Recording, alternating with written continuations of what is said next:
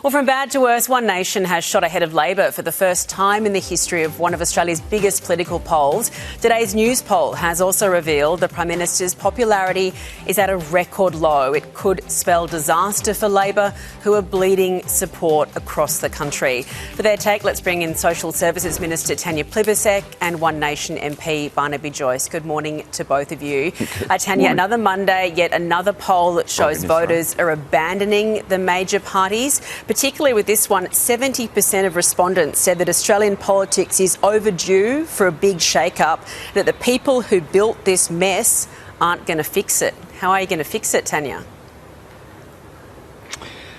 Well, of course, we see those polls and we get the message, which is that we need big changes in this country, and that's exactly what Labor is delivering. Just in our most recent budget is about the cost of living for ordinary Australians. It's about lowering taxes, 5 tax cuts, and it's about making sure that people can get into a home of their own. Of course that's controversial, because we're saying, yes, the housing system has been busted for people trying to buy a home of their own. It's been great for investors, but not great for people who want to buy their first home.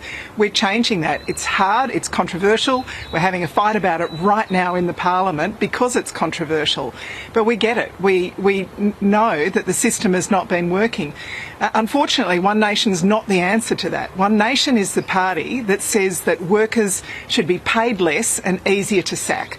One Nation's the party that's voted against every cost of living measure that we've tried to introduce as a government. They've voted against cheaper electricity, they've voted against cheaper childcare, they've voted against free TAFE, and they've got a leader who, while she's saying workers should be easier to sack and paid less, is flying around the country on Gina Rinehart's private jet. One Nation's not the answer for change. We agree this country needs to be changed so that it's fairer, so people get paid more, taxed less, they get the health and education services that they deserve. We agree with all of that. That's what we're changing. One Nation is the party that's opposing those changes. Tanya, you must concede that this most recent budget has delivered One Nation this extraordinary result. 24% support before the budget, 31% in this poll. Do you concede that? Oh, look, I think One Nation are obviously having a moment because Australians are crying out for change. What I'm saying is that we're the party that's delivering change, and it's controversial. Like, this budget is the great example of that. We are making big changes so that ordinary young Australians can hope to put a roof over their family's head one day. For years, the system has been stacked against them. It's been really hard to get into a home of your own. That's why we've done so much. That's why our 5% deposit policy has seen about 230,000 people get into a home of their own for the first time in Barnaby's own electorate. It's about 2,500 people into a home of their own for the first time. We're making those changes right now. Pauline Hanson's been around politics for 3 decades, and she still has got a list of complaints and no real policies for change.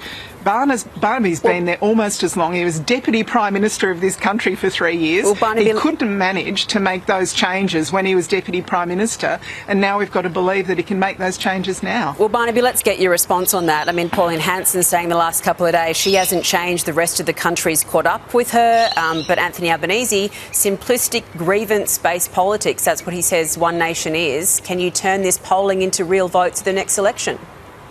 Well, once more, thank you for the talking points, Tanya. That was good. Next time, just email me them.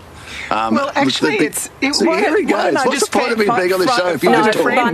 Barnaby, off you go. Over to you, Barnaby, because we have given you a fair share of the interview. Keep going, Tanya. No, off you go, Barnaby. I don't know where to... Oh, dear me. What is the point? If you're that upset, if you're that in a corner, that scratchy, then that just confirms to the listeners what trouble you're in. It just confirms to them what trouble you are in.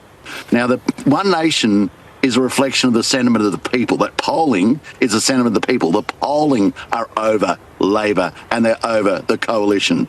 Okay, and what they see with One Nation are the skill sets. Even though you've got 489 support staff and the Liberal Party got 89 support staff, we have merely 4 with 6 people in the Parliament, and they're still giving us the polling they're giving because they're so underwhelmed by what you do. They're underwhelmed by the fact that you lied to them before the budget and they did something completely different, so they can't trust you.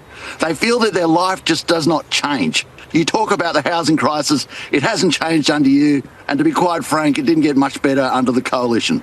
They don't believe you because they couldn't believe you before the budget, so they don't believe your talking points, Tanya. You can babble them out, they just don't believe them.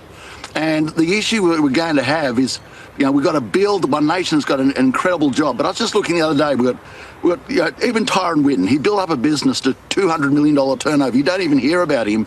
He's in One Nation. You've got a former CEO of both Collie Cotton and Australian Agricultural Company and a big American agricultural companies. He's in One Nation. Barnaby, no doubt you have some fantastic candidates and we'll hear more about them closer to the election. But talking of scratchy, there was a scratchy moment for you.